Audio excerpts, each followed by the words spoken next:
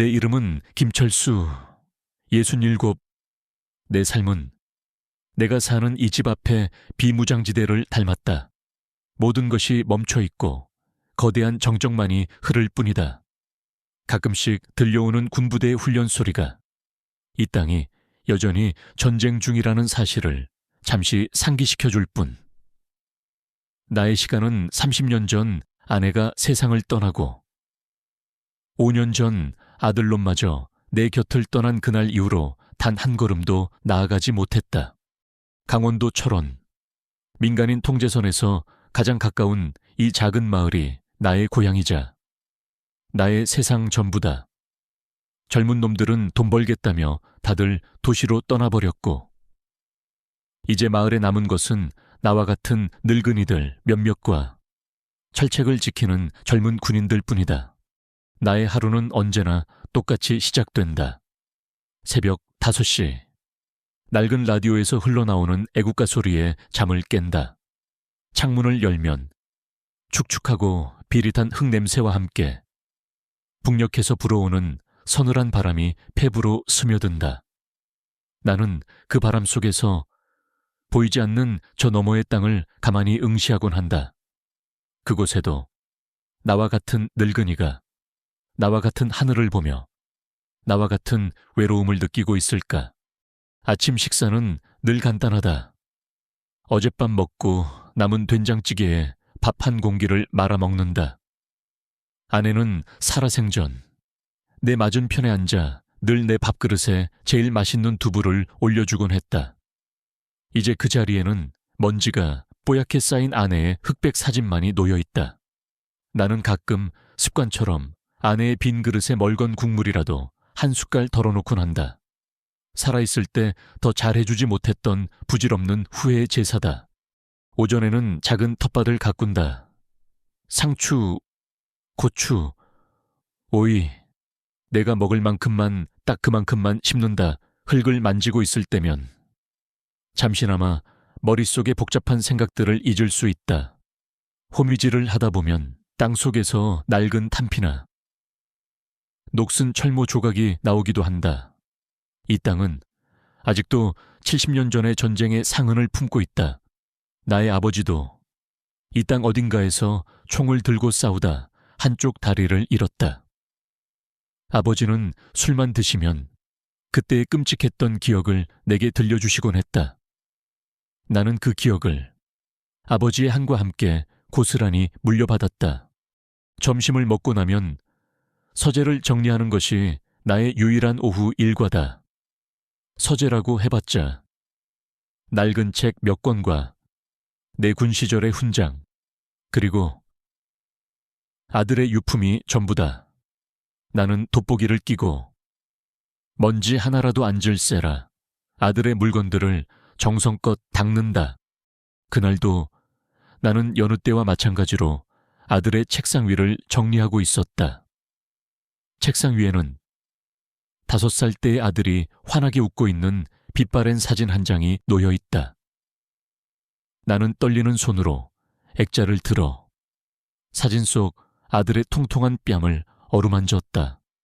진우야, 잘 지내니? 아비는 그냥 그럭저럭 산다. 대답 없는 아들에게 말을 거는 것은 나의 오랜 습관이었다. 사진 옆에는 아들이 초등학생 때 직접 깎아 만든 작은 나무 조각상이 놓여 있었다. 날개를 활짝 편 채 하늘을 향해 날아오르는 두루미의 모습. 전문가의 솜씨는 아니었지만 어린아이의 것이라고는 믿기지 않을 만큼 정교하고 생명력이 넘쳤다. 내 아들 진우는 손재주가 남다른 아이였다. 나는 달고 다른 그 나무 조각상을 손에 쥐었다. 아들의 온기가 아직도 남아있는 것만 같았다. 내 아들은 5년 전 불의의 교통사고로 세상을 떠났다. 개성공단에서 기술자로 일하다가 잠시 휴가를 받아 집으로 돌아오던 길이었다. 경찰은 과속으로 인한 단순 사고라고 결론 내렸지만 나는 믿지 않았다. 아들은 누구보다 신중하고 겁이 많은 아이였다. 하지만 내게는 아무런 힘도 증거도 없었다. 나는 그저 아들의 죽음을 가슴에 묻고 이 깊은 슬픔을 안고 살아갈 수밖에 없었다. 서재 정리를 마치고 밖으로 나왔다. 텃밭 너머 숲으로 이어지는 작은 길을 무심코 바라보는데 무언가 파닥거리는 것이 보였다.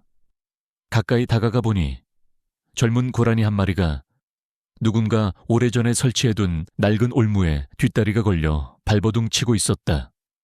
녀석은 나를 보자 더욱더 겁에 질려 몸부림쳤다. 올무는 녀석의 살갗을 파고들어 피가 배어나오고 있었다. 쯧쯧, 가만히 있어. 이놈아, 가만히 있어야 내가 도와주지. 나는 군 시절 부상당한 동료를 응급처치하던 기억을 떠올리며 아주 천천히 그리고 조심스럽게 녀석에게 다가갔다. 나는 위협이 아니라는 것을 보여주기 위해 몸을 최대한 낮추고 부드러운 목소리로 말을 걸었다. 괜찮다. 괜찮아. 내가 풀어줄게. 나는 주머니에서 작은 칼을 꺼내 팽팽하게 조여진 올무줄을 끊었다. 툭 하는 소리와 함께 녀석의 다리가 자유로워졌다. 하지만 녀석은 도망가지 못했다. 상처의 고통과 공포 때문에 다리가 풀려버린 모양이었다. 나는 집으로 달려가 낡은 구급상자를 가져왔다.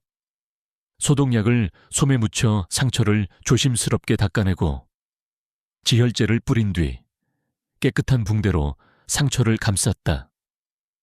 녀석은 내 손길이 익숙해졌는지 더 이상 발버둥 치지 않고 얌전히 치료를 받았다. 그 크고 까만 눈망울이 고맙다고 말하는 것 같았다. 됐다. 이제 가봐라. 다음부터는 조심하고. 나는 녀석의 엉덩이를 툭 쳐주었다. 녀석은 잠시 절뚝거리더니 이내 언제 그랬냐는 듯 숲속으로 쏜살같이 달려갔다. 나는 녀석의 모습이 완전히 사라질 때까지 한참 동안 그 자리에 서 있었다. 작은 생명 하나를 구했다는 안도감과 함께 알 수 없는 깊은 연민이 밀려왔다. 저 연약한 짐승도 이 살벌한 땅에서 살아남기 위해 저토록 필사적인데 나는 무엇을 위해 살아가고 있는가? 그날 밤 나는 아주 오랜만에 아내와 아들이 함께 나오는 꿈을 꾸었다. 꿈속에서 우리는 별장의 마당에 앉아 웃고 떠들고 있었다. 하지만 그 행복한 순간은 마치 안개처럼 희미했고 잠에서 깨어났을 때 나를 맞이한 것은 더욱더 깊어진 외로움과 공허 한뿐이었다. 나는 다시 살아남은 자의 죄책감과 망가진 삶의 무게를 짊어지고 또 다른 똑같은 하루를 시작할 준비를 하고 있었다. 나의 이 멈춰버린 시간 위에 곧 무서운 폭풍우가 몰아치게 될 것이라는 사실을, 그리고 그 폭풍우의 한가운데에 철책 너머에서 날아온 상처 입은 한 마리의 작은 새가 있게 될 것이라는 사실을 나는 그때 정말이지 까맣게 모르고 있었다. 그날 밤 유난히 거센 비바람이 몰아쳤다. 창문은 금방이라도 깨질 것처럼 덜컹거렸고 바람은 귀신처럼 울부짖으며 낡은 한옥의 틈새를 파고들었다. 이런 밤이면 나는 잠을 이루지 못한다. 70년 전 나의 아버지가 겪었을 그 끔찍한 밤들이 포성처럼 귓게 울리는 듯하기 때문이다. 나는 잠자리에서 일어나 탁한 막걸리 한 사발을 따라 마셨다. 창밖은 온통 칠흑 같은 어둠뿐이었다. 간헐적으로 터지는 번개가 짧은 순간이나마 철책 너머의 풍경을 귀신의 몰골처럼 드러냈다가 삼켜버렸다. 나는 그저 이 지긋지긋한 폭풍우가 빨리 지나가기만을 바랄 뿐이었다. 바로 그때였다. 바람 소리 사이로 아주 희미하지만 분명한 소리가 들려왔다. 쿵, 마치 무언가 무거운 것이 쓰러지는 듯한 둔탁한 소리. 소리는 집 뒤편의 낡은 헛간 쪽에서 들려왔다. 짐승인가? 이 동네에서는 멧돼지나 고라니 같은 들짐승들이 민가로 내려오는 일이 종종 있었다. 나는 벽에 세워두었던 아버지가 쓰시던 낡은 엽총을 집어들었다. 실탄은 없었지만 60년 넘게 군인으로 살아온 내게 총은 손에 익은 연장이나 마찬가지였다. 나는 겉옷을 걸치고 손전등을 든 채 조심스럽게 밖으로 나섰다. 비바람은 내 뺨을 사정없이 후려쳤다. 헛간으로 가는 짧은 길은 진흙탕으로 변해 질척거렸다. 낡은 헛간문은 비바람에 반쯤 열린 채 끼익 소름 끼치는 소리를 내며 흔들리고 있었다. 나는 총을 고쳐잡고 숨을 죽인 채 안으로 들어섰다. 손전등 불빛이 헛간 내부를 비췄다. 낡은 농기구들과 썩어가는 볏짚더미, 그리고 그 볏짚더미 위에 무언가 쓰러져 있었다. 짐승이 아니었다. 사람이었다. 나는 심장이 멎는 것 같았다. 손전등 불빛을 가까이 가져갔다. 흙과 피로 범벅이 된 낡고 해진 군복, 그리고 그 군복을 입고 있는 것은 가녀린 몸의 젊은 여자였다.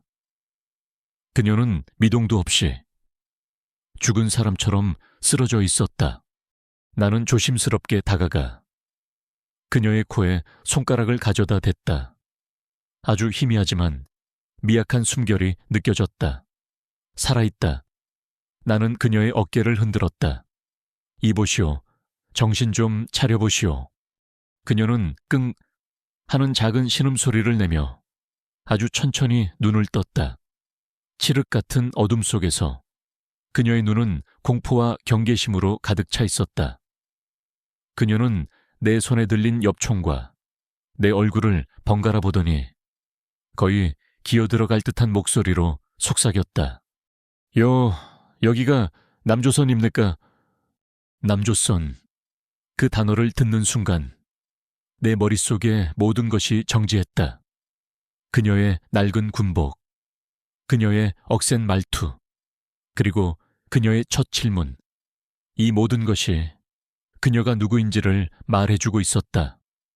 그녀는 철책을 넘어온 것이다.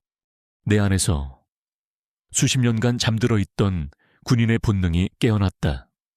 즉시 신고할 것.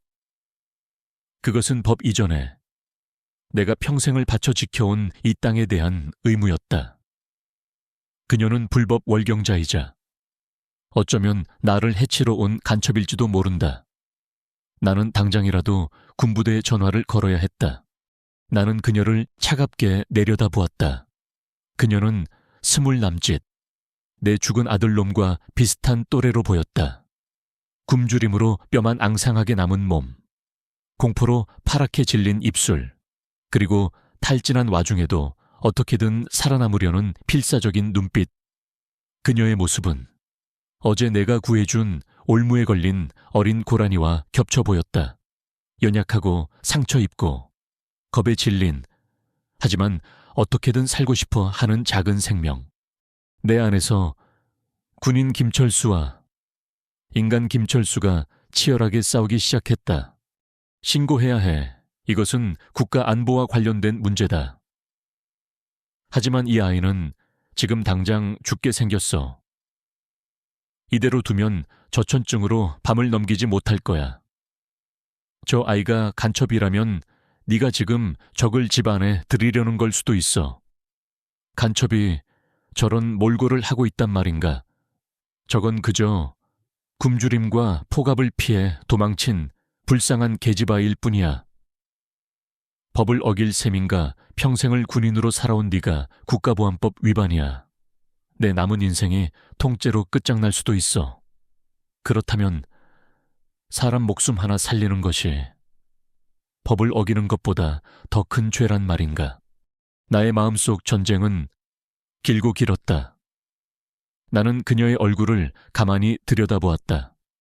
그녀의 눈이 공포 속에서도 무언가를 갈망하고 있었다. 그것은 삶에 대한 가장 원초적이고 순수한 갈망이었다. 그 눈빛을 보는 순간 나는 내 오랜 전쟁의 승패를 결정했다. 나는 엽총을 바닥에 내려놓았다. 그리고 내 겉옷을 벗어 그녀의 차가운 몸 위를 덮어주었다. 일단 일어나시오. 내 행동에 그녀의 눈이 믿을 수 없다는 듯 커졌다. 그녀는 내가 자신을 체포할 것이라고 생각했던 모양이다. 일단 내 집으로 갑시다. 여기서 이러고 있다가는 둘 다 얼어 죽겠소. 나는 그녀를 부축해 일으켰다. 그녀의 몸은 깃털처럼 가벼웠다. 그녀는 제대로 걷지도 못하고 내게 온몸을 기댔다. 나는 거의 그녀를 안다시피 하여 비바람을 뚫고 내 집으로 향했다. 현관문을 열고 그녀를 안으로 들이는 그 순간 나는 내가 다시는 돌아올 수 없는 강을 건넜음을 직감했다. 나는 이제 불법 월경자를 숨겨준 공범이 되었다. 내 평생을 지탱해 온 법과 질서, 그리고 나의 평온했던 일상은 이제 모두 끝났다. 나는 그녀를 따뜻한 아랫목에 눕혔다. 그녀의 몸은 불덩이처럼 뜨거웠다. 탈진과 저천증, 그리고 상처 감염으로 인한 고열인 듯했다. 나는 서둘러 젖은 옷을 벗기고 아내가 입던 두툼한 개량 한복으로 갈아입혔다. 그녀의 몸 곳곳에는 철책을 넘다 긁힌 것인지 날카로운 상처들이 가득했다. 나는 구급상자를 가져와 소독약으로 상처를 하나하나 치료해 주었다. 그녀는 고열에 시달리면서도 내가 상처를 건드릴 때마다 희미한 신음소리를 냈다. 나는 부엌으로 가 따뜻한 쌀 미음을 쑤었다. 그녀는 제대로 음식을 삼키지도 못했다. 나는 숟가락으로 그녀의 입술을 적셔가며 아주 조금씩 미음을 떠먹였다. 그녀를 간호하는 내내 나는 잊고 있던 감정을 느꼈다.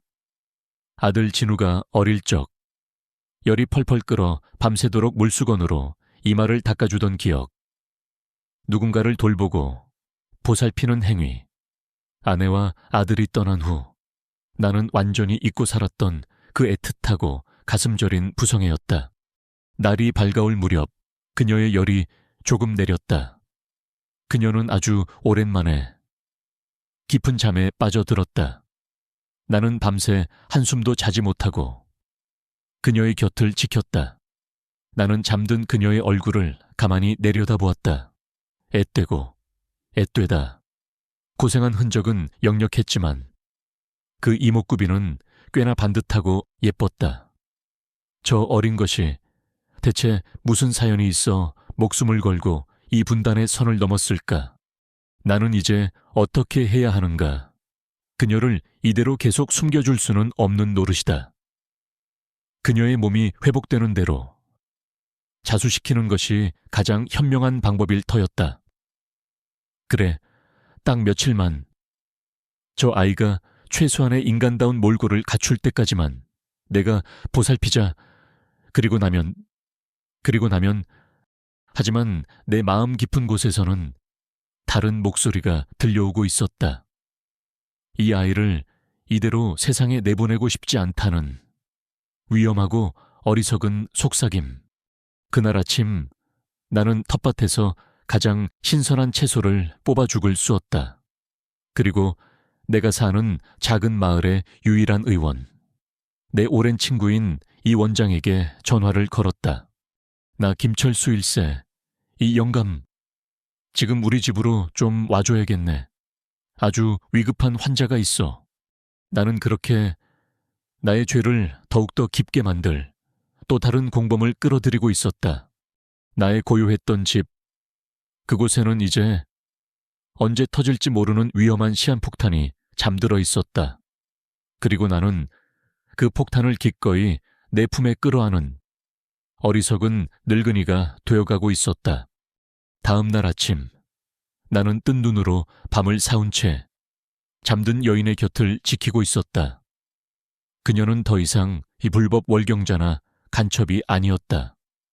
그녀는 그저 내 보호가 필요한 가냘프고 상처 입은 한 명의 인간일 뿐이었다.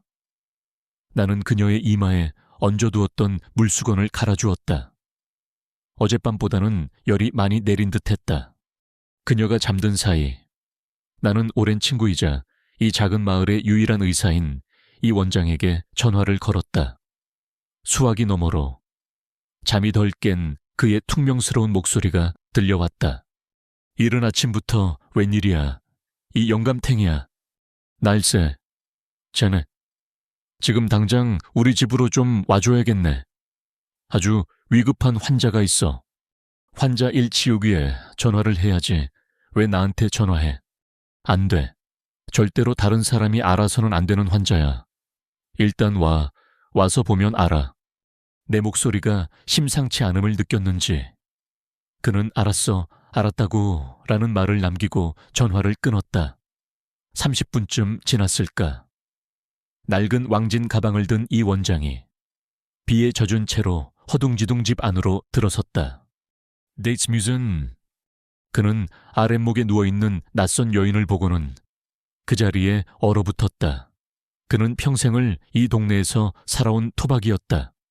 한눈에 그녀가 이 동네 사람이 아니라는 것을, 그리고 그녀가 입고 있는 옷이 나만의 것이 아니라는 것을 알아차렸다. 그의 얼굴이 하얗게 질렸다. 김철수, 너 지금 제정신이야. 이 처자는 대체. 조용히 하게. 일단 환자부터 살리고 봐야지. 열이 심하고 온몸에 상처 투성이야. 이 원장은 믿을 수 없다는 표정으로 나와 그녀를 번갈아 보더니 결국 무거운 한숨을 내쉬며 왕진 가방을 열었다. 그는 내 고집을 그 누구보다 잘 아는 친구였다. 그는 말없이 그녀의 천을 재고 청진기를 가슴에 대고 상처를 살폈다. 그의 표정은 시간이 갈수록 심각해졌다. 단순한 탈진이나 찰과상이 아니야. 영양실조가 극심하고 폐렴 초기 증상도 보여. 며칠만 더 방치했으면 정말 큰일 날 뻔했네. 그는 가져온 주사기에 항생제와 영양제를 채워 그녀의 팔에 주사를 놓았다. 그리고는 나를 방 한쪽으로 끌고 가 낮은 목소리로 말했다. 철수야, 나한테 솔직히 말해.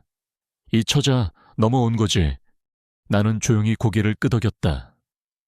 그의 얼굴이 일그러졌다. 미친놈. 너 정말 미쳤구나. 당장 신고하지 않고 뭐 하는 거야.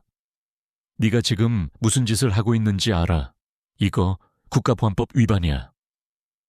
내 남은 인생 통째로 감옥에서 썩을 수도 있는 일이라고. 알아? 아는 놈이 이래. 내 아들 진우 생각은 안 해. 하늘에서 널 보고 뭐라고 하겠냐. 진우 때문에 더 외면할 수가 없었네. 나는 잠든 그녀를 바라보며 말했다. 저 아이가 꼭 내 아들놈 같아서 저렇게 죽게 내버려 둘 수는 없었어. 딱 며칠만 몸만 추스르게 하고 자수시킬 걸세. 그러니 자네가 좀 도와주게. 이 원장은 내 눈을 한참 동안 빤히 쳐다보았다. 그의 눈빛은 원망과 안타까움, 그리고 오랜 친구에 대한 연민으로 복잡하게 흔들리고 있었다. 그는 결국 땅이 꺼져라 한숨을 내쉬었다. 내가 너 때문에 못 살아. 일단 며칠간 쓸 약은 처방해 줄 테니 잘 먹이고 잘 간호해. 하지만 무슨 일 생기면 난 모르는 일이다. 알았어. 그는 그렇게 말하며 자신의 죄를 나누어 짊어지기로 한 나의 첫 번째 공범이 되어주었다. 그날 오후 여인이 마침내 의식을 되찾았다. 그녀는 낯선 천장을 보며 한참을 두리번거리더니 곁을 지키고 있던 나를 보고는 화들짝 놀라 몸을 일으키려 했다. 괜찮소.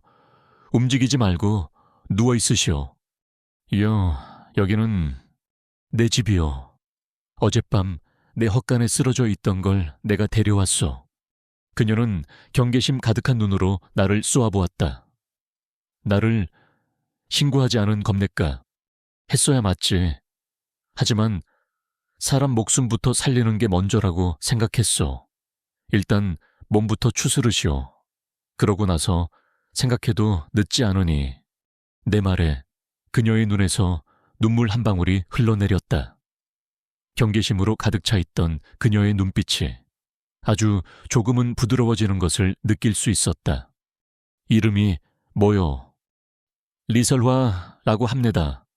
나는 김철수요. 그것이 나와 리설화라는 여인의 첫 만남이었다. 그 후 며칠 동안 나는 설화를 극진히 간호했다. 그녀는 처음 며칠간은 거의 잠만 잤고 깨어있을 때도 나를 경계하며 거의 말을 하지 않았다. 나는 그저 묵묵히 하루 3번 죽을 쑤어 먹이고 이 원장이 처방해준 약을 챙겨주었다. 일주일쯤 지났을까? 그녀의 건강은 눈에 띄게 좋아졌다.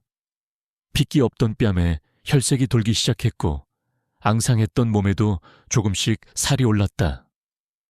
그녀는 이제 나를 보며 경계하는 대신 쑥스러운 미소를 짓기도 했고 내가 끓여준 된장찌개를 맛보며 남조선 음식은 이런 맛이구만요. 라며 신기해하기도 했다. 나는 그녀에게 나만의 옷을 사다 주었고 텔레비전 보는 법을 알려주었다. 그녀는 드라마 속의 화려한 옷과 풍요로운 음식들을 보며 아이처럼 감탄했다. 그녀의 웃음소리가 죽은 듯이 고요했던 내 집에 온기를 불어넣기 시작했다. 나는 그녀에게서 한 번도 가져보지 못했던 딸의 모습을 그리고 일찍 떠나보낸 아들의 그림자를 보았다. 그녀 역시 서서히 내게 마음을 열기 시작했다. 그녀는 자신이 북에서 유치원 교사로 일했다는 이야기, 고향에 홀어머니를 두고 왔다는 이야기를 두서없이 털어놓았다. 물론 나는 그녀의 모든 말을 믿지는 않았다. 하지만 그것이 진실이든 거짓이든 중요하지 않았다. 우리는 서로의 외로움을 나누며 기묘한 유사가족이 되어가고 있었다. 이 원장은 이틀에 한 번씩 밤늦은 시간을 이용해 몰래 우리 집을 찾아와 설화의 상태를 살폈다. 이제 열도 완전히 내렸고 상처도 거의 다 아물었어. 폐렴 증상도 깨끗해졌고 이제 정말로 결정을 내려야 할 때다. 철수야, 알고 있으나 더 이상 숨겨주는 건 불가능해. 네가 저 처자를 책임질 수 있는 방법은 없어. 이 원장의 말이 맞았다. 나는 그녀를 평생 숨겨줄 수 없었다. 그녀가 남한 사회에 정착하기 위해서는 정부 기관에 자수하고 정식 절차를 밟아야만 했다. 나는 그날 밤 설화에게 어려운 이야기를 꺼냈다. 설화 양, 이제 몸도 다 나았으니 내일 아침 함께 경찰서에 갑시다. 내 말에 설화의 얼굴이 새하얗게 질렸다. 그녀의 눈이 다시 공포로 흔들렸다. 가야 합니까? 그래야 하오. 그래야 설화 양이 여기서 새로운 삶을 살 수 있어. 내가 함께 가줄 테니 너무 걱정 마시오. 내가 모든 것을 설명하고 설화 양을 지켜주겠소. 하지만 저는... 그녀는 무언가 말하려다 입술을 깨물며 고개를 숙였다. 그녀는 무언가를 숨기고 있었다. 아주 중요하고 절박한 무언가를.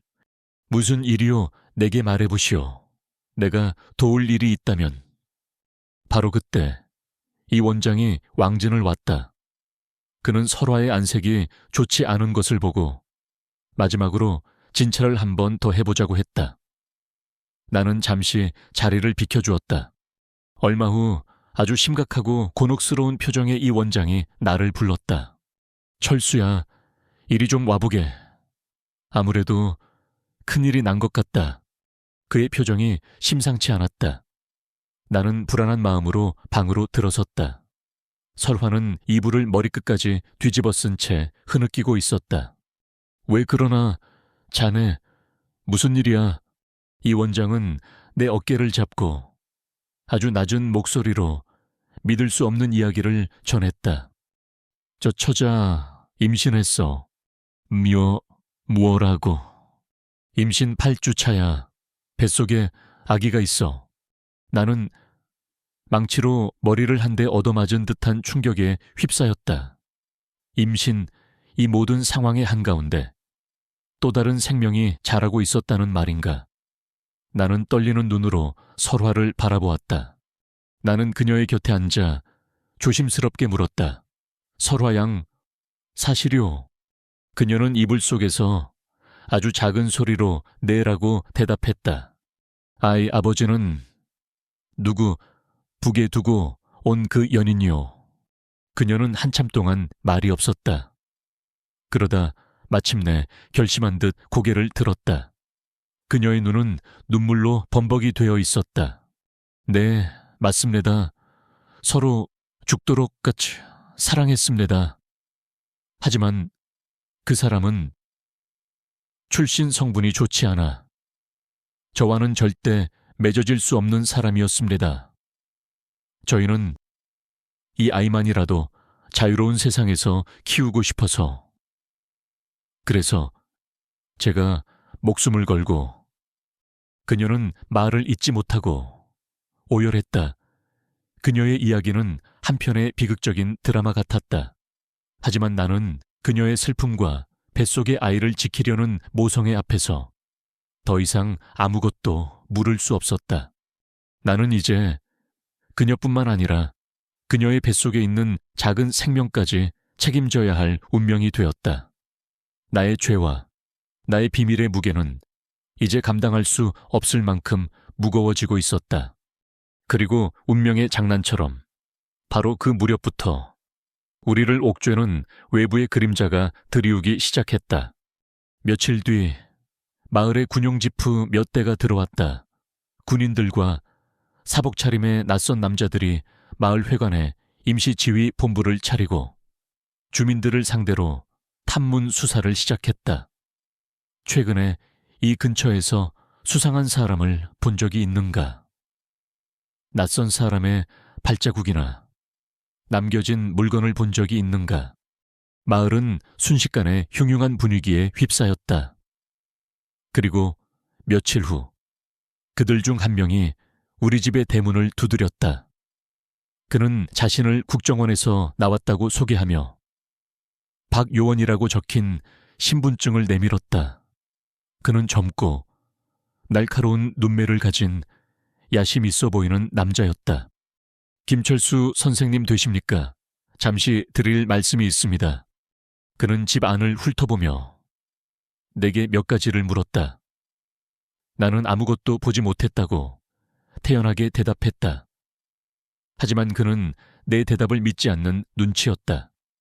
그의 시선은 아주 잠시 동안 설화가 숨어있는 안방 쪽을 향했다. 선생님께서는 군에 오래 복무하셨으니 잘 아시겠습니다. 간첩이나 불법 월경자를 숨겨주는 것이 얼마나 큰 죄가 되는지요. 그는 의미심장한 말을 남기고 돌아갔다. 그의 마지막 눈빛은 나는 모든 것을 알고 있다고 말하는 것 같았다. 나는 직감했다. 그는 다시 돌아올 것이다. 더 날카로운 의심과 더 구체적인 증거를 가지고서 나의 평온했던 삶은 이제 완벽하게 끝났다. 내 집은 더 이상 안식처가 아닌 언제 터질지 모르는 비밀을 품은 화약고가 되어버렸다. 국정원 박요원이 다녀간 후 나의 집은 더 이상 안식처가 아니었다. 그것은 언제 발각될지 모르는 비밀을 품은 아슬아슬한 성체가 되었다. 나와 설화, 그리고 그녀 뱃속의 작은 생명. 우리는 세상으로부터 고립된 세 명의 섬이 되었다. 박요원의 그림자는 생각보다 깊고 짙었다. 그는 더 이상 우리 집을 직접 찾아오지 않았다. 대신 그는 보이지 않는 그물로 우리를 서서히 옥죄어왔다.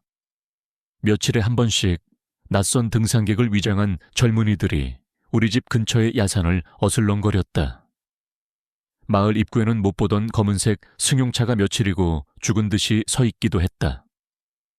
가끔은 아주 낮은 고도로 군용 헬기가 우리 집 지붕 위를 맴돌다 사라지곤 했다. 나는 군에서 익힌 감각으로 그 모든 것이 우리를 향한 감시의 눈길이라는 것을 알 수 있었다. 그들은 우리가 제풀에 지쳐 실수를 저지르기를 기다리고 있었다. 그 숨막히는 감시 속에서 설화를 숨기는 것은 하루하루가 살얼음판을 걷는 것과 같았다. 그녀는 더 이상 마당에 나갈 수도 창밖을 내다볼 수도 없었다.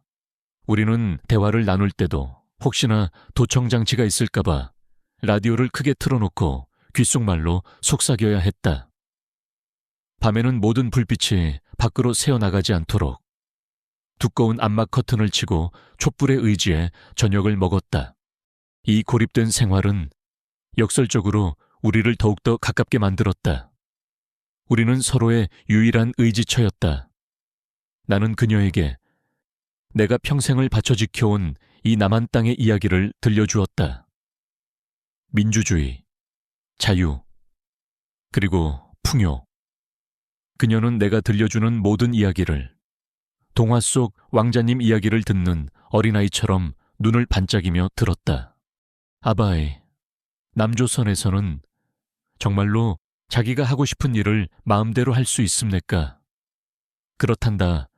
공부를 하고 싶으면 공부를 하고, 장사를 하고 싶으면 장사를 하고, 그 누구도 막지 않아. 그럼 우리 아기는 여기서 태어나면 자기가 하고 싶은 꿈을 마음껏 꿀 수 있는 겁니까? 그녀는 자신의 배를 어루만지며 희망과 두려움이 뒤섞인 눈으로 내게 물었다. 나는 그녀의 손 위에 내 투박한 손을 포개며 말했다. 그럼 이 할아비가 무슨 일이 있어도 그렇게 만들어줄 게다. 나의 약속은 그녀에게는 희망이었지만 내게는 무거운 족쇄였다. 나는 그녀와 그녀 뱃속의 아이를 지키기 위해 나의 모든 것을 걸어야만 했다. 하지만 시간이 흐를수록 나는 그녀의 이야기 속에서 아주 미세한, 그러나 신경 쓰이는 불협화음들을 발견하기 시작했다. 그녀는 자신이 함경북도의 깊은 산골 마을에서 평생 농사만 짓는 가난한 농부의 딸로 태어났다고 했다. 하지만 그녀의 말투나 행동에서는 촌부의 딸이라고는 믿기 힘든 어떤 기품 같은 것이 묻어나왔다. 그녀는 내가 무심코 흥얼거리는 쇼팽의 녹턴을 듣고 이 곡은 야상곡 후번이구만요 라고 정확히 알아맞히기도 했다. 산골에서 유치원 교사를 했다는 아이가 어떻게 클래식 음악에 이토록 해박할 수 있단 말인가. 내가 의아한 표정으로 쳐다보자 그녀는 당황하며 어릴 적 장마당에서 주운 낡은 라디오에서 가끔씩 들었던 곡입니다 라고 둘러댔다. 나는 더 이상 묻지 않았지만 내 마음속에는 아주 작은 의심의 돌멩이 하나가 던져졌다. 또 한 번은 내가 텃밭에서 가꾼 상추로 겉절이를 만들어 주었을 때였다. 그녀는 겉절이를 맛보더니 아바이, 남조선에서는 음식에 설탕을 이렇게 많이 넣습니까? 우리 개성에서는 이렇게 달게는 안 해 먹는디 라고 무심코 말했다. 개성. 나는 내 귀를 의심했다. 그녀의 고향은 함경북도의 산골이 아니었던가? 개성공단이 있는 그 개성 말인가? 나는 아무렇지 않은 척 물었다. 설화 양 고향이 함경도라고 하지 않았나? 내 질문에 그녀의 얼굴이 순간 하얗게 질렸다. 그녀는 황급히 손사래를 치며 말했다. 아입니다, 제가 잠시 착각했습니다. 저희 어머니 고향이 개성이라 어릴 적에 어머니가 해주시던 음식이 생각나서 그만. 그녀의 변명은 어색했고 부자연스러웠다. 나는 애써 그녀의 말을 믿는 척했지만 내 마음속의 의심은 점점 더 커져만 갔다. 그녀는 무언가를 숨기고 있었다. 그녀가 내게 들려준 모든 이야기는 어쩌면 진실을 가리기 위한 정교하게 만들어진 거짓의 장막일지도 모른다는 생각이 들었다. 그리고 마침내 나의 그 의심을 확신으로 바꾸게 될 결정적인 사건이 일어났다. 그날 밤도 여느 때처럼 비가 내리고 있었다. 우리는 촛불 하나에 의지한 채 저녁 식사를 하고 있었다. 밖에서는 국정원 놈들이 우리를 감시하고 있을지도 모른다는 생각에 우리는 아무 말도 하지 않았다. 오직 빗소리와 우리가 수저를 놀리는 소리만이 방 안을 채우고 있었다. 그때 설화가 아주 낮은 목소리로 콧노래를 흥얼거리기 시작했다. 아마 뱃속의 아기를 위한 자장가인 듯했다. 그것은 내가 한 번도 들어본 적 없는 구슬프면서도 아름다운 가락의 민요였다. 나는 처음에는 무심코 그 노래를 듣고 있었다. 하지만 멜로디가 반복될수록 내 심장이 이상하게 반응하기 시작했다. 이 가락, 이 박자 너무나도 익숙했다. 이것은 내 머릿속에서 오래된 기억의 창고가 열렸다. 20년도 더 된 아들 진우가 아직 어린 아이였을 때의 기억. 아빠, 이것 봐, 할머니가 가르쳐준 노래야. 진우는 마당을 뛰어다니며 서툰 솜씨로 노래를 부르곤 했다. 돌아가신 나의 어머니, 즉 진우의 할머니는 황해도가 고향이셨다. 그 노래는 어머니가 어릴 적 고향에서 배우셨다는 이제는 거의 사라져버린 황해도의 옛 자장가였다. 우리 가족 외에는 그 누구도 알 리가 없는 아주 사적인 노래. 그런데 지금 저 북에서 온 처녀가 어떻게 저 노래를 알고 있단 말인가. 온몸의 피가 차갑게 식어내렸다. 나는 들고 있던 숟가락을 떨어뜨렸다. 쨍그랑 하는 소리에 설화가 노래를 멈추고 나를 바라보았다. 아바이, 와 그러십니까? 안색이 안 좋으십니다. 나는 아무 말도 할 수 없었다. 내 머릿속에서는 수만 가지의 질문들이 폭풍처럼 휘몰아치고 있었다. 네오는 대체 누구냐? 어떻게 내 아들의 노래를 알고 있는 것이냐? 네가 내게 한 모든 말들이 다 거짓이었느냐? 너는 나를 속이고 있는 것이냐? 나는 그녀에게 묻고 싶었다. 당장이라도 그녀의 멱살을 잡고 진실을 말하라고 소리치고 싶었다. 하지만 나는 그럴 수 없었다. 내가 진실을 묻는 순간 나와 그녀 사이에 쌓아 올렸던 이 위태로운 신뢰의 성은 무너져 내릴 터였다. 그리고 나는 진실을 마주할 자신이 없었다.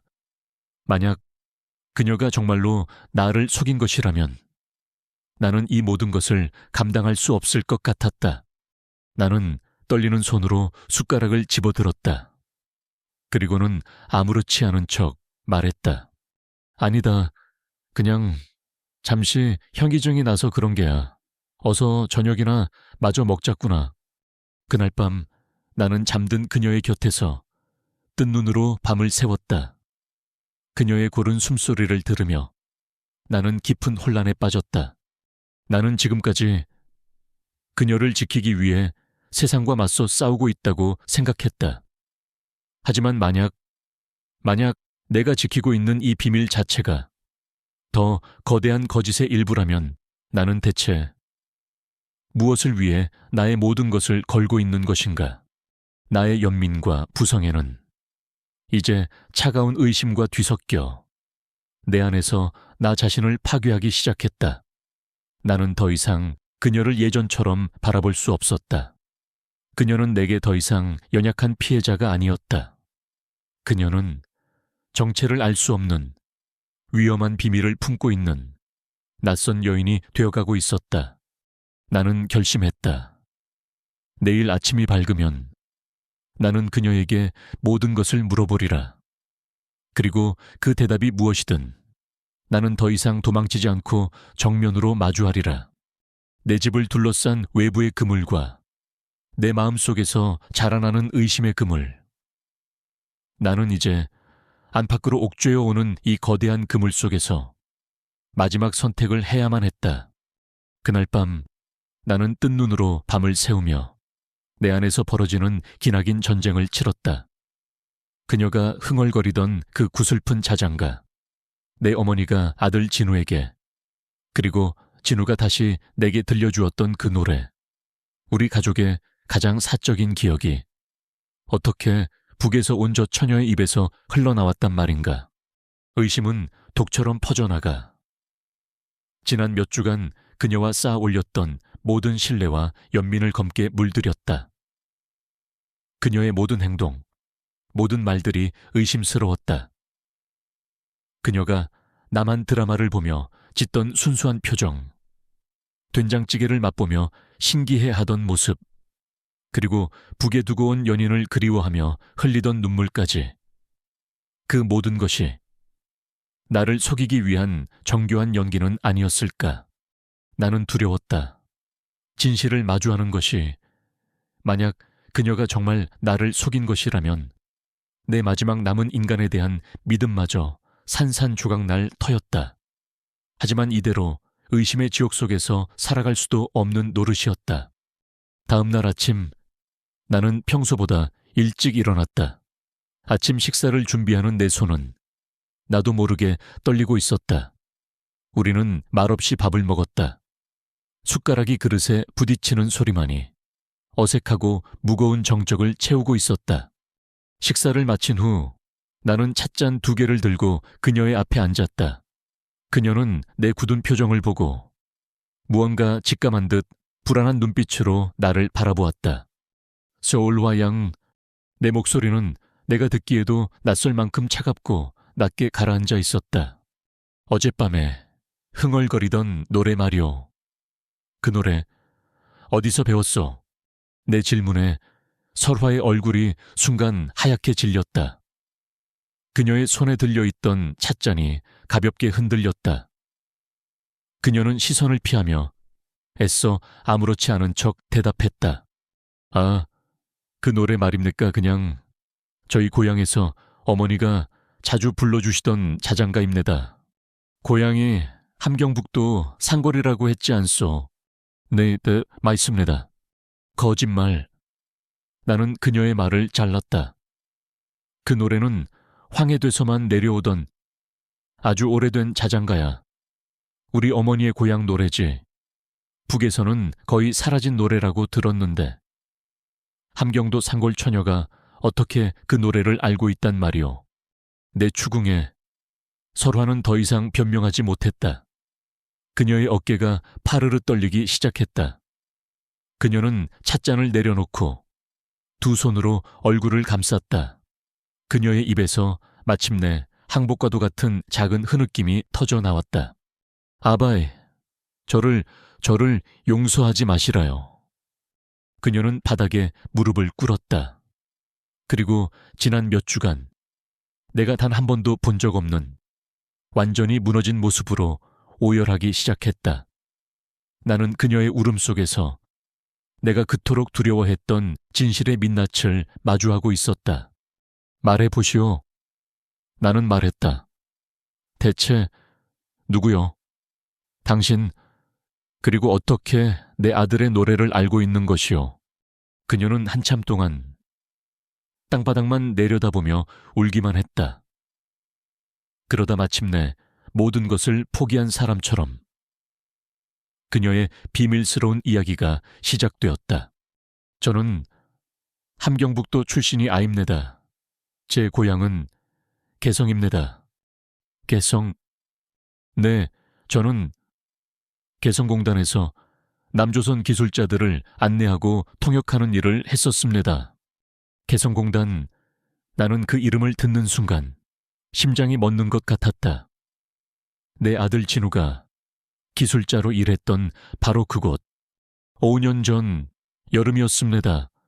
새로 파견된 남조선 기술팀이 있었고 저는 그 팀의 담당 안내원이었습니다. 그 팀에 아주 말이 없고 웃음이 없는 젊은 기술자 한 명이 있었습니다. 다른 기술자들은 저희를 하대하거나 무시하기 일쑤였는데 그 사람은 늘 제게 고맙습니다. 수고하십니다. 라며 인사를 해주었습니다.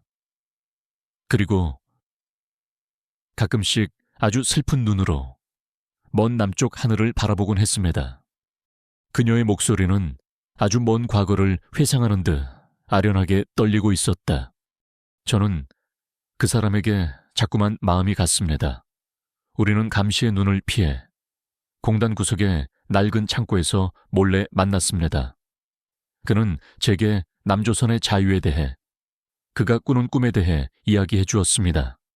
저는 그에게 제가 아는 유일한 노래, 어릴 적 할머니에게서 배운 그 자장가를 불러주었습니다. 그는 그 노래를 들으며 고향에 계신 할머니가 생각난다며 아이처럼 눈물을 흘렸습니다. 나는 숨을 쉴 수가 없었다. 그녀가 말하는 그 젊은 기술자는 의심의 여지 없이 내 아들 진우였다. 우리는 서로를 사랑하게 되었습니다. 분단도 이념도 그 어떤 것도 막을 수 없는 그런 사랑이었습니다. 그는 약속했습니다. 남조선으로 돌아가면 어떻게든 저를 데려올 방법을 찾겠다고. 그리고 그는 이별 선물이라며 이것을 제게 주었습니다. 설화는 품속에서 아주 소중하게 간직해온 무언가를 꺼내 보였다. 그것은 내 아들 진우가 어릴 적에 깎았던 바로 그 나무 두rum이 조각상이었다. 이것과 똑같은 것을 자기 책상 위에도 가지고 있다고 했습니다. 나중에 다시 만나는 날 서로를 알아보는 쉼표로 하자고요. 나는 서재로 달려갔다. 그리고 아들의 책상 위에서 먼지 쌓인 나무 조각상을 집어들었다. 설화가 가지고 있는 그것과 한치의 오차도 없이 똑같은 모양이었다. 나는 온몸에 힘이 빠져나가며 그 자리에 주저앉았다. 모든 것이 진실이었다. 하지만 내가 상상했던 것과는 전혀 다른, 너무나도 아프고 슬픈 진실. 그 사람은 돌아간 후 연락이 없었습니다. 저는 매일 밤낮으로 그 사람을 기다렸습니다. 그러다 몇 달 뒤 남조선 라디오를 통해 그 사람의 소식을 들었습니다. 교통사고로 죽었다는 설화의 목소리가 다시 울음으로 젖어들었다. 세상이 무너지는 것 같았습니다. 저도 따라 죽으려고 했습니다. 하지만 그때 알게 되었습니다. 제 뱃속에 그 사람의 아이가 자라고 있다는 것을. 아이인데 이 아이는 그 사람이 제게 남긴 마지막 희망이자 살아갈 이유였습니다. 저는 결심했습니다. 이 아이만은 아버지가 살았던 자유로운 땅에서 마음껏 꿈을 꾸며 살게 해주어야 한다고. 그래서 저는 목숨을 걸고 이 지옥을 넘어온 것입니다.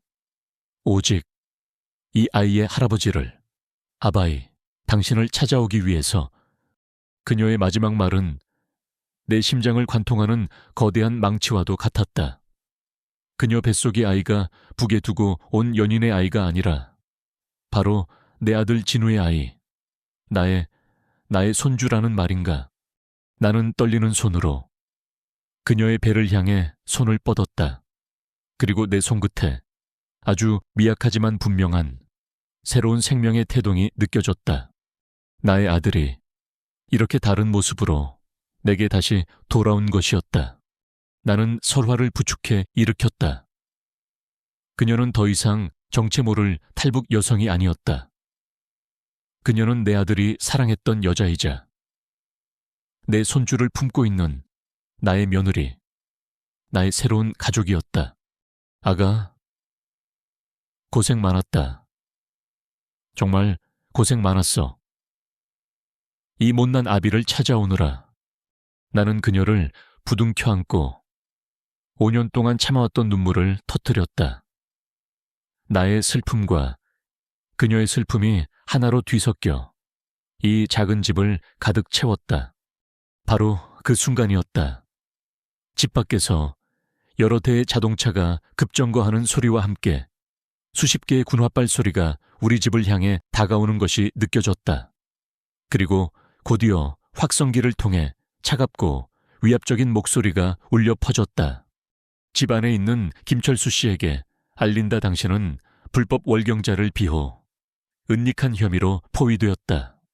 박요원의 목소리였다. 지금 즉시 그 여성을 데리고 투항하라. 저항할 시 강제 진입하겠다. 반복한다. 5분 내로 투항하지 않으면 국가보안법 위반 및 간첩 동조 혐의로 현장에서 체포될 것이다. 나는 창밖을 내다보았다. 내 집은 완전 무장한 군인들과 검은 옷의 국정원 요원들에게 완벽하게 포위되어 있었다. 나는 5년 만에 되찾은 내 아들, 나의 손주를 내 품에 안아보지도 못한 채 다시 빼앗길 위기에 처한 것이다. 나는 떨고 있는 설화의 어깨를 감싸 안았다. 그리고 내 아들의 유품인 낡은 엽총을 집어들었다. 내 집, 내 성소 안에서 나는 이제 내 마지막 남은 가족을 지키기 위한 내 인생의 가장 외롭고 가장 처절한 싸움을 시작해야만 했다. 박요원의 차가운 목소리가 확성기를 타고 폭풍우의 잔해 속에 잠겨있던 나의 작은 집을 뒤흔들었다. 완전 무장한 군인과 국정원 요원들, 그들은 내 집을 마치 적의 요새라도 되는 양 완벽하게 포위하고 있었다. 5분. 나에게 주어진 시간은 단 5분이었다. 5분 안에 나는 내 아들의 핏줄과 그 아이를 품은 어미의 운명을 결정해야만 했다. 설화는 사시나무처럼 떨며 내 옷자락을 붙잡았다. 그녀의 얼굴은 공포로 하얗게 질려 있었다. 그녀의 눈은 내게 이제 우리는 끝인가요? 라고 묻고 있었다. 나는 그녀의 어깨를 감싸 안았다. 이상하게도 내 마음은 폭풍우가 지나간 후에 하늘처럼 고요했다. 두려움도 분노도 아니었다. 그저 내 마지막 남은 것을 지켜야 한다는 차갑고 단단한 사명감만이 내 온몸을 지배하고 있었다. 나는 더 이상 아들의 죽음 앞에서 무력하게 눈물만 흘리던 늙은이가 아니었다. 나는 이제 내 손줄을 지켜야 할 할아버지였다. 나는 벽에 걸어두었던 낡았지만 잘 닦인 내 군 시절의 전투복 상의를 걸쳐 입었다. 가슴에는 내가 평생을 바쳐 지킨 이 나라가 수여한 훈장들이 희미하게 빛나고 있었다. 그리고 나는 아들의 유품인 엽총을 내려놓았다. 대신 서재 책상 위에 있던 아들이 깎은 작은 나무 두루미 조각상을 집어 주머니에 넣었다. 설화야. 내가 처음으로 그녀의 이름을 다정하게 불렀다. 걱정하지 말거라. 이 할아비가 무슨 일이 있어도 너와 네 뱃속의 아이를 지켜줄 것이다. 나는 그녀에게 품속에 간직하고 있던 또 다른 나무 조각상을 꼭 쥐고 있으라고 말했다. 그리고 나는 홀로 현관문을 열고 밖으로 나섰다. 집 밖의 풍경은 전쟁터를 방불케 했다. 나를 향해 겨눠진 수십 개의 총구, 그리고 그 중심에 방탄조끼를 입고 냉정한 얼굴로 나를 바라보는 박요원이 서 있었다. 나는 항복의 의미로 두 손을 들어 보였다. 그리고는 범죄자가 아닌 이 집의 주인으로서 당당하고 침착하게 그를 향해 걸어갔다. 이게 무슨 짓들이오?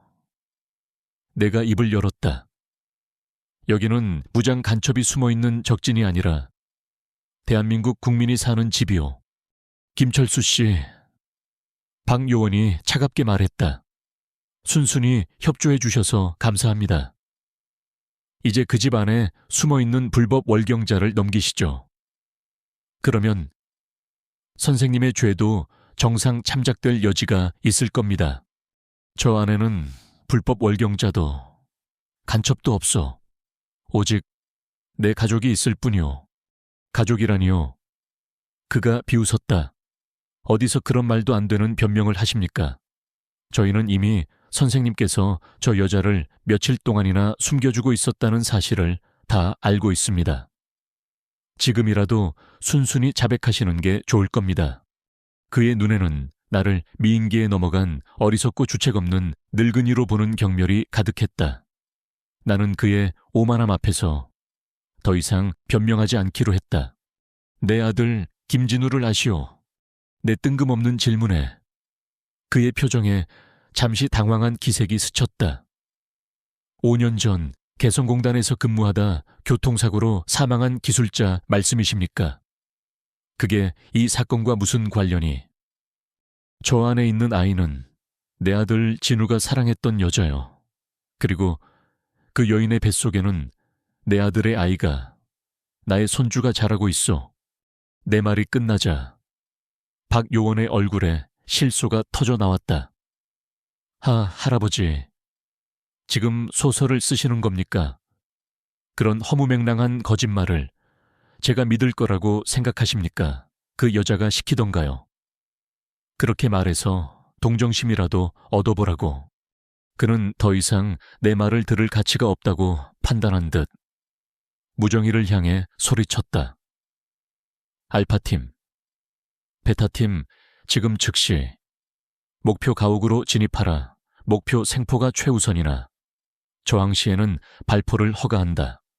요원들이 일제히 움직이기 시작했다. 그들이 내 집의 창문을 부수고 문을 부수고 내 마지막 남은 가족을 끌어내려는 그 순간, 잠깐 나는 하늘이 떠나가라 소리쳤다. 내 목소리에는 평생을 군인으로 살아온 자의 관록과 모든 것을 잃을 위기에 처한 한 인간의 절박함이 실려 있었다. 내 기세에 요원들의 움직임이 순간적으로 멈칫했다. 증거를 보여주겠소.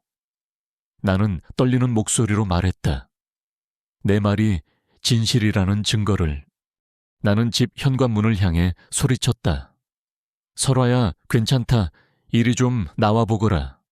잠시 후 설화가 하얗게 질린 얼굴로 문지방을 붙잡고 위태롭게 섰다. 그녀의 한 손은 본능적으로 자신의 배를 감싸고 있었다.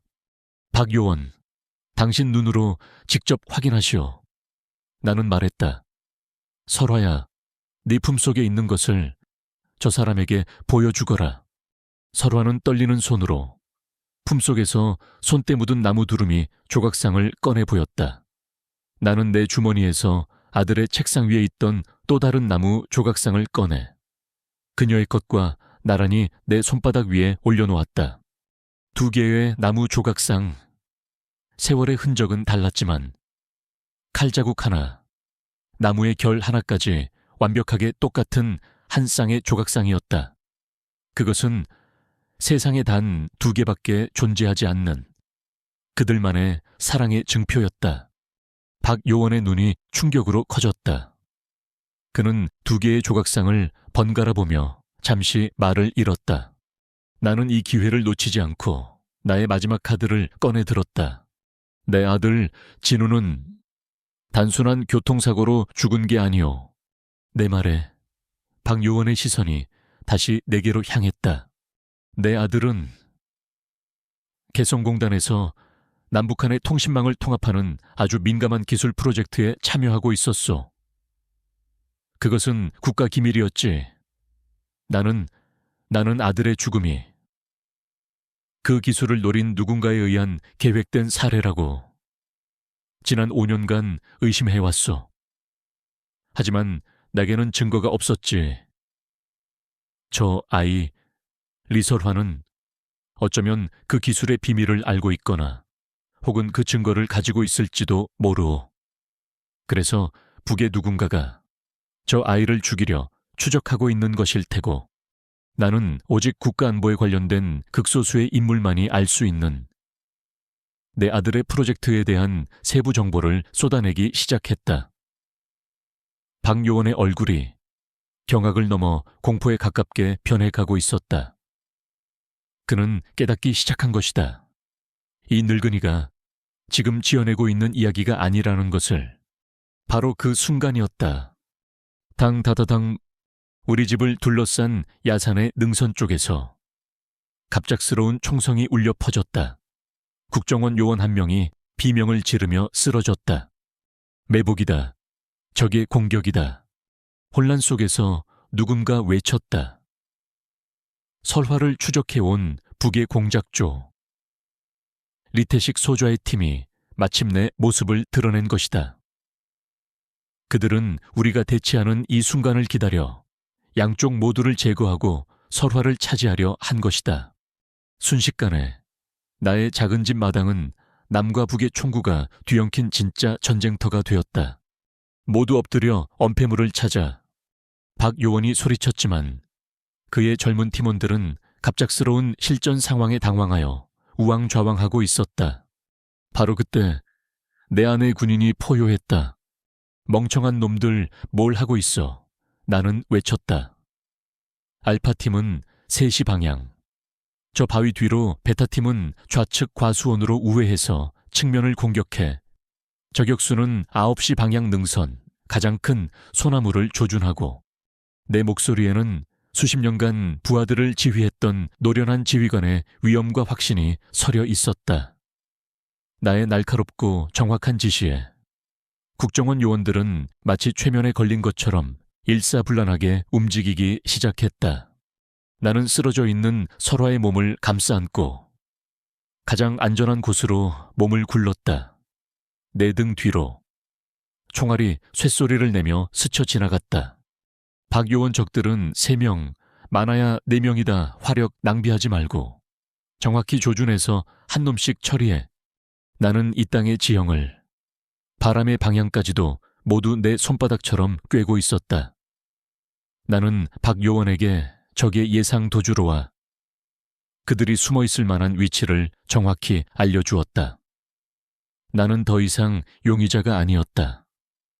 나는 이 전투의 야전 사령관이었다. 10분간의 치열한 총격전이 끝났을 때 북의 공작조는 모두 제압되었다. 1명은 사살되고 2명은 생포되었다.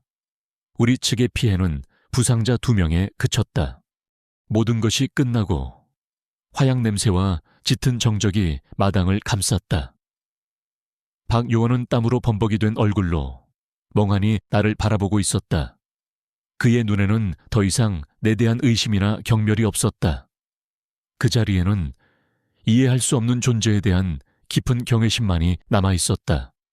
그는 내게로 천천히 다가왔다. 그리고는 아무 말 없이 나를 향해 거수경례를 붙였다. 나는 그의 경례를 받으며 내 품 안에서 떨고 있는 설화를, 나의 며느리를, 그리고 내 아들의 마지막 흔적인 나의 손주를 더욱더 세게 끌어안았다. 나의 길고 길었던 전쟁은 아직 끝나지 않았다. 하지만 나는 오늘 할아버지의 이름으로 나의 가장 중요한 전투에서 승리했다. 그날의 총격전이 끝나고 나의 작은 집 마당은 순식간에 거대한 첩보 영화의 마지막 장면처럼 변해버렸다.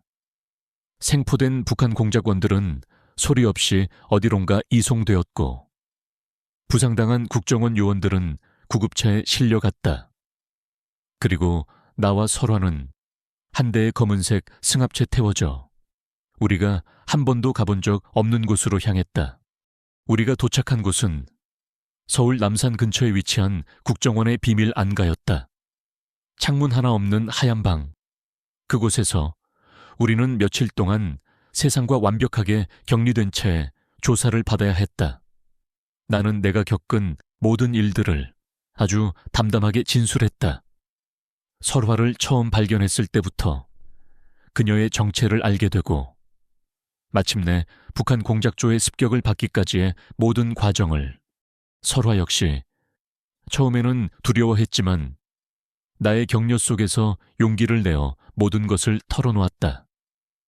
그녀와 내 아들 진우와의 사랑, 그들의 비밀스러운 약속, 그리고 그녀가 목숨을 걸고 군사분계선을 넘어야만 했던 진짜 이유를 그녀는 또한 진우가 죽기 직전 그가 연구하던 기술의 핵심 설계도 일부를 자신에게 이메일로 보내두었다는 사실도 밝혔다. 아마도 만일의 사태를 대비한 진우의 마지막 보험이었을 것이다. 리태식 소좌가 그녀를 그토록 집요하게 추적했던 이유가 바로 그것이었다. 우리의 진술과 설화가 가지고 있던 나무 조각상, 그리고 그녀가 복원해낸 아들의 이메일, 모든 증거들은 우리의 이야기가 진실임을 증명하고 있었다. 모든 조사가 끝난 후 박 요원이 홀로 나를 찾아왔다. 그는 군기가 바짝 든 모습으로 내 앞에 서서 90도로 허리를 숙였다. 선생님, 정말 죄송합니다. 그의 목소리에는 진심 어린 사죄와 함께 한 인간에 대한 깊은 존경심이 묻어나왔다. 저는 제 임무에만 눈이 멀어 진실의 더 큰 그림을 보지 못했습니다. 선생님을 간첩의 조력자로, 어리석은 노인으로 의심했던 저의 편협함을 용서해 주십시오. 나는 말없이 그의 어깨를 토닥여 주었다. 고개 드시오. 박 요원, 자네는 자네의 임무를 다했을 뿐이오.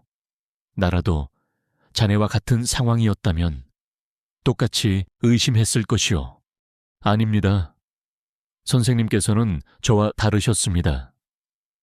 선생님께서는 법과 의무를 넘어 한 인간의 생명과 그 안에 담긴 진실을 보셨습니다. 선생님 덕분에 저희는 북의 중요한 공작조를 일망타진할 수 있었고, 무엇보다 묻힐 뻔했던 김진우 연구원님의 명예를 되찾을 수 있게 되었습니다. 그의 말에 따르면 국정원의 재조사 결과 내 아들 진우의 죽음은 단순 교통사고가 아닌 북의 소행일 가능성이 매우 높다는 잠정 결론이 내려졌다고 했다. 비록 국가안보 문제와 외교적 파장을 우려하여 이 사실이 공식적으로 발표되지는 않겠지만 국가는 아들의 죽음이 순직에 준하는 희생이었음을 인정하기로 했다. 나는 5년 동안 내 가슴을 짓누르던 거대한 바위 하나가 내려가는 것을 느꼈다. 비록 세상은 모를지라도 내 아들의 억울한 죽음이 마침내 그 명예를 되찾은 것이다. 리설와 양과 뱃속의 아이는 어떻게 되는 거요? 걱정하지 마십시오. 설화 양은 특별 보호 대상으로 분류되었습니다. 저희가 안전한 거처와 새로운 신분을 마련해 줄 겁니다. 아이가 태어나면 대한민국의 국민으로서 아무런 차별 없이 살아갈 수 있도록 저희가 모든 것을 지원하겠습니다. 그것으로 길고 길었던 나의 전쟁은 막을 내렸다. 나는 국가로부터 조용히 살아가라는 무언의 약속과 함께 나의 새로운 가족을 돌려받았다. 나는 다시 철원의 작은 집으로 돌아왔다. 하지만 이제 그 집은 더 이상 나 혼자만의 집이 아니었다. 며칠 후 국정원의 보호 아래 설화가 내 곁으로 돌아왔다. 그녀는 이제 더 이상 불안에 떠는 탈북자가 아니었다. 그녀는 내 아들의 아이를 품은 나의 소중한 며느리였다. 그 해 겨울, 설화는 건강한 사내 아이를 낳았다. 나는 아이에게 내 아들의 이름을 따 김진우라고 다시 이름을 붙여주고 싶었지만 설화는 아이의 이름을 새벽이라고 짓자고 했다. 길고 길었던 어둠 끝에 우리에게 찾아온 새로운 새벽이라는 의미에서 우리는 아이를 김새벽이라고 부르기로 했다. 나의 고요했던 집은 이제 새벽이의 울음소리와 웃음소리로 가득 찼다. 나는 기저귀를 갈고 분유를 타며 내 아들을 키웠던 서툰 솜씨를 다시 떠올려야 했다. 밤새 우는 아이 때문에 잠을 설치기 일쑤였지만 그 피곤함마저도 행복했다. 나는 더 이상 외롭지 않았다. 나는 이제 이 세상에서 가장 행복한 할아버지가 되었다. 나의 나이는 이제 70이 되었다. 하지만 나는 지난 몇 년 사이 오히려 10년은 더 젊어진 것 같았다. 내 삶에 목적이라는 것이 다시 생겨났기 때문이다. 나는 더 이상 서재에 틀어박혀 죽은 아들의 유품만 닦고 있지 않았다. 나는 마을 회관에 작은 공간을 빌려 나처럼 전쟁과 분단으로 인해 가족을 잃은 이웃 노인들을 위한 작은 쉼터를 만들었다. 우리는 일주일에 한 번씩 모여 서로의 아픈 기억을 나누고 함께 음식을 먹으며 서로의 상처를 보듬어 주었다. 나는 그들에게 차마 모든 것을 말할 수는 없었지만 내가 어떻게 새로운 가족을 얻게 되었는지를 이야기해 주었다. 나의 이야기는 그들에게 작은 위로와 희망이 되어 주었다. 나의 가장 큰 기쁨은 무럭무럭 자라나는 손주 새벽이를 보는 것이었다. 새벽이는 아빠를 닮아 영특했고 엄마를 닮아 마음이 따뜻한 아이로 자라났다. 녀석은 하부지, 하부지 하며 하루 종일 내 뒤를 졸졸 따라다녔다. 어느 맑은 가을날 오후였다. 나는 4살이 된 새벽이의 손을 잡고 우리 집 앞에 작은 언덕에 올랐다. 그곳에서는 우리를 가로막고 있는 남방 한계선의 철책과 그 너머의 아득한 북녘 땅이 한눈에 들어왔다. 새벽이가 작은 손가락으로 철책 너머를 가리키며 물었다. 하부지, 저기는 어디야? 나는 녀석을 번쩍 안아들었다. 녀석의 몸에서는 햇살과 흙냄새가 섞인 기분 좋은 냄새가 났다. 나는 녀석의 눈높이에 맞춰 저 멀고 아득한 땅을 함께 바라보았다. 나는 분노나 슬픔이 아닌 아주 평화롭고 따뜻한 목소리로 내 손주에게 이야기해 주었다. 새벽아, 저기는 내 엄마가 온 곳이란다. 나는 잠시 숨을 골랐다. 그리고 내 품에 안긴 남과 북이 하나 되어 만들어낸 이 작은 생명에게 마지막으로 가장 중요한 이야기를 들려주었다. 그리고 네 아버지는 말이다.